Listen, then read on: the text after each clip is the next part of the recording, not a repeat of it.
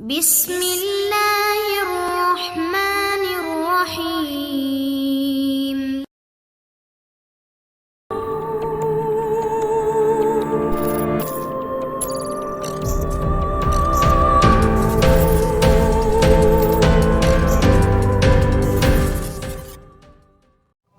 अस्सलाम वालेकुम दोस्तों। इमरान सीरीज़ नावल मुजरिम कौन बाय ज़हीर अहमद। अगर आपने अभी तक हमारे चैनल जासूसी दुनिया को सब्सक्राइब नहीं किया तो सब्सक्राइब करें और बेल आइकन पर क्लिक कीजिए।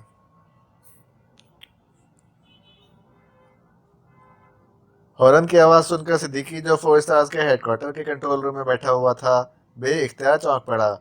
इसने फ़ौरन हाथ बढ़ाकर अपने सामने मौजूद मशीन का एक बटन प्रेस किया तो मशीन पर लगी हुई स्क्रीन रोशन हो गई और इस पर हेडक्वार्टर का बैरूनी मंजर दिखाई देने लगा, जहाँ 4 गाड़ियाँ एक दूसरे के पीछे खड़ी थीं। इन गाड़ियों में जूलिया, सफदर, तनवीर और कैप्टन शकील थे। इन्हें देखकर सिद्दीकी ने फ़ौरन मशीन पर लगा हुआ एक और बटन प्रेस किया तो हेडक्वार्टर का गेट खुदकार तरीके से खुलता चला गया।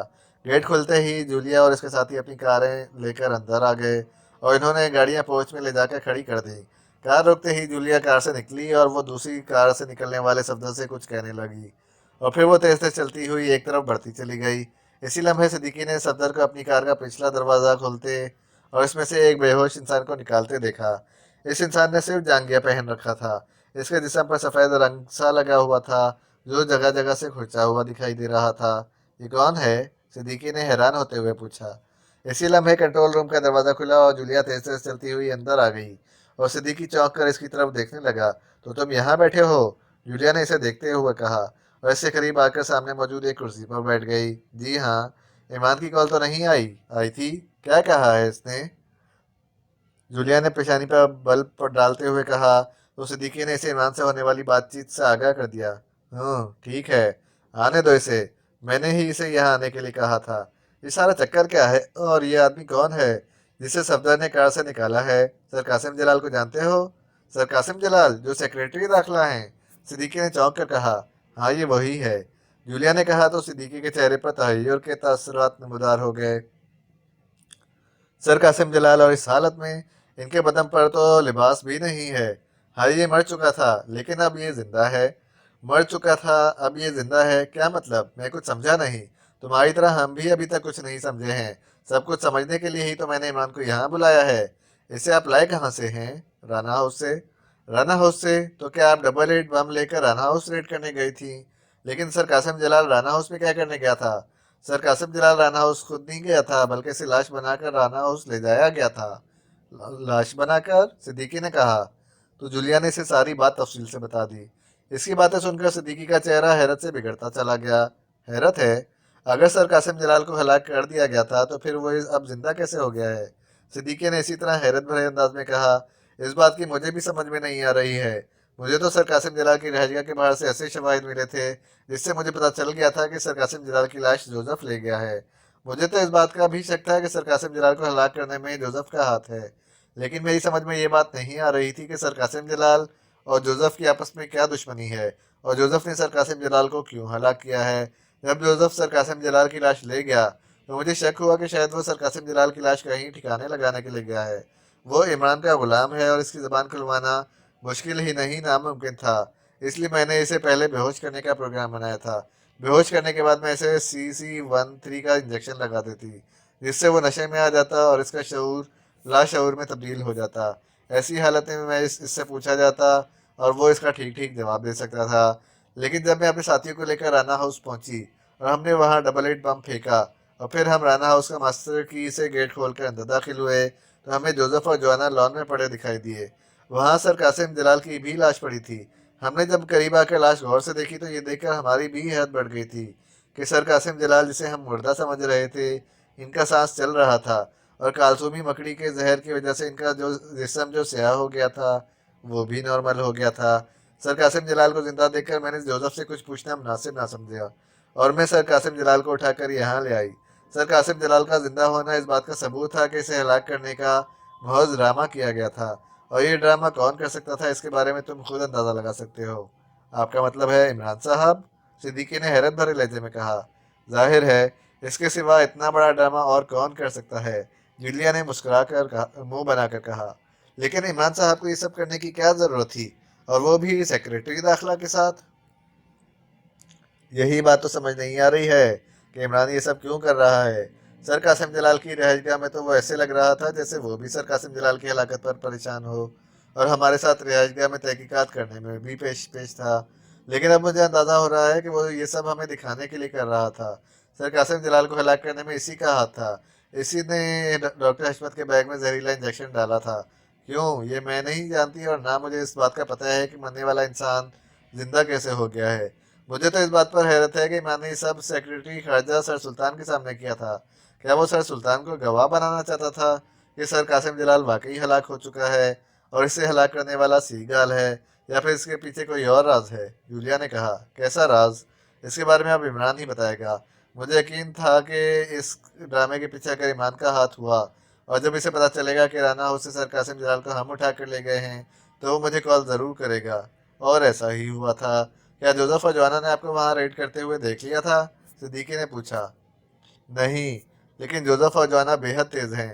वहां हमारे कदमों के निशानात और कारों के टायरों के निशानात जरूर मौजूद हैं। और फिर हम जिस तरह मास्टर की से गेट खोलकर अंदर दाखिल हुए थे, इससे जोसेफ और जोआना को कोई अंदाजा हो या ना हो, लेकिन वो जब भी इमरान से बात करते तो इमरान समझ जाता कि सर कासिम जलाल को कौन ले गया है। आपका क्या ख्याल है?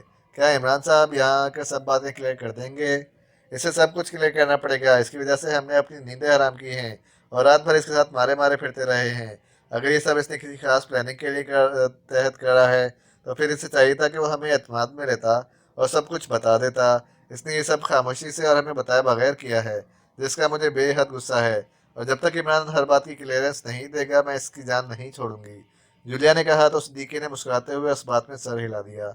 मेरे लिए सबसे बढ़कर ये बात ताज्जुब खेज है कि मरने वाला एक इंसान जिंदा हो गया है, जिसका जिस्म जहर के असर से स्याह हो गया था।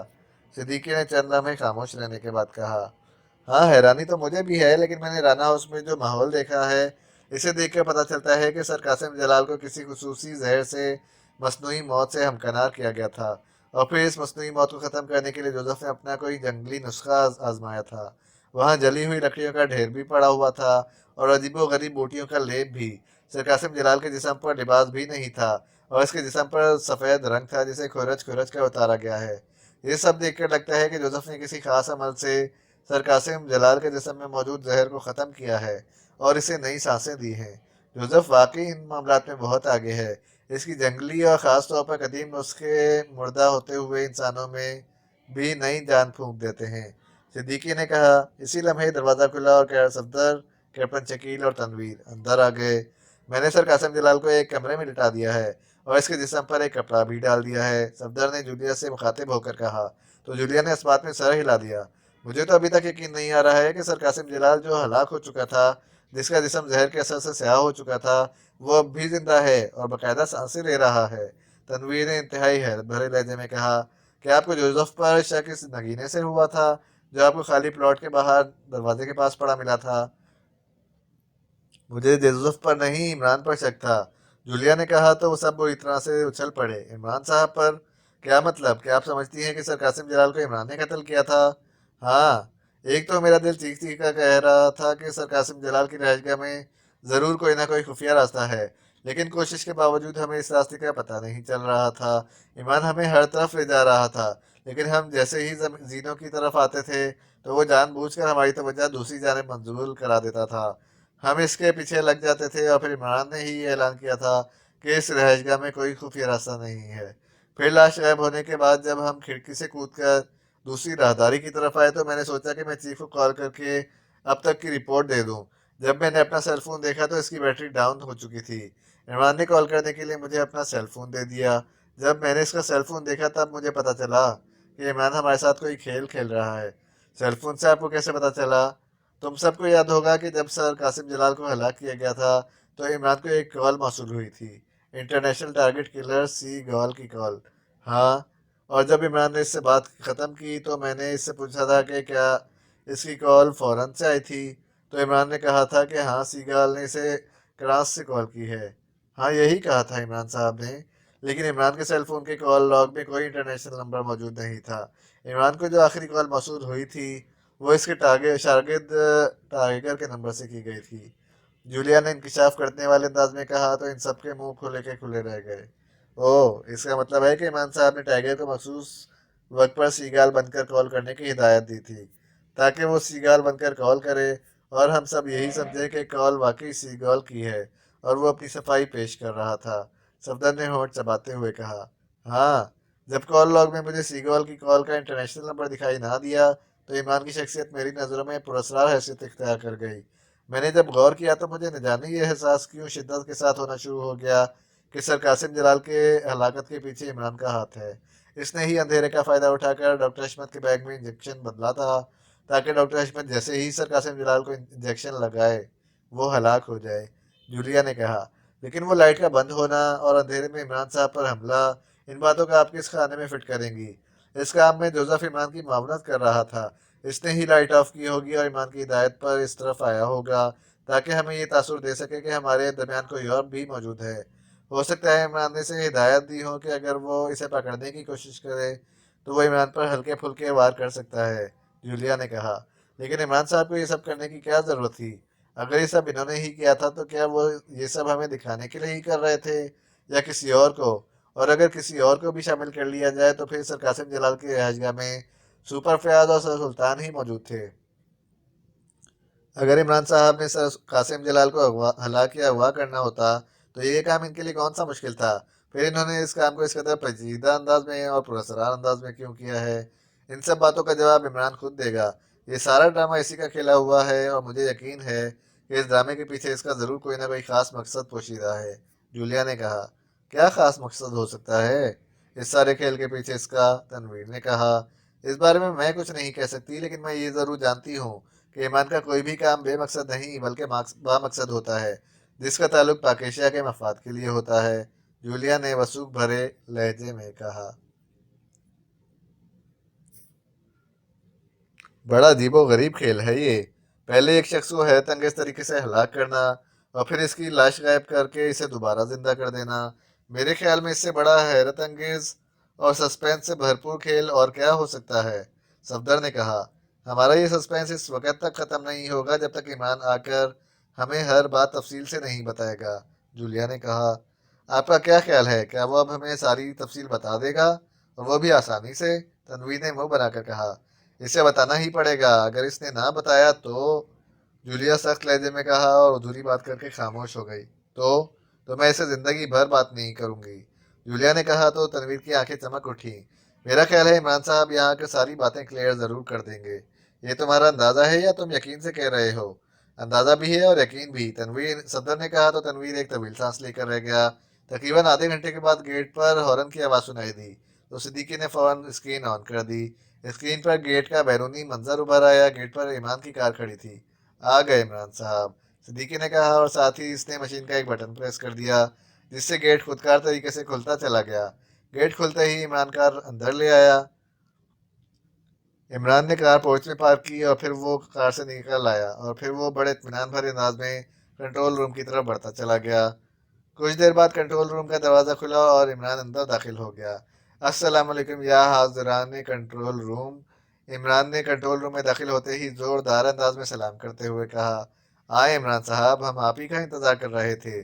सफदर ने मुस्कुराते हुए कहा, तुम करो ना करो, दुल्हन वालों को हमेशा ही दूल्हे का इंतज़ार करना होता है। इमरान ने मखसूस लहजे में कहा। इन सब के होठों पर मुस्कुराहटें फैल गईं और इमरान बड़े इत्मीनान भरे अंदाज में आकर एक कुर्सी पर बैठ गया। कौन दूल्हा? सिद्दीकी ने जानबूझकर ईमान को छेड़ने वाले अंदाज में कहा।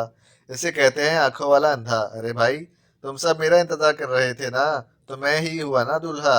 यह अब मेरी मजबूरी है कि रात के वक्त मुझे कहीं से दूल्हा वाली शेरवानी और कुल्ला नहीं मिल सका था, इसलिए मैं जिस लिबास में था इसी में आ गया हूँ। लेकिन कोई बात नहीं, मैं इसी लिबास में निकाह पढ़वा लूंगा।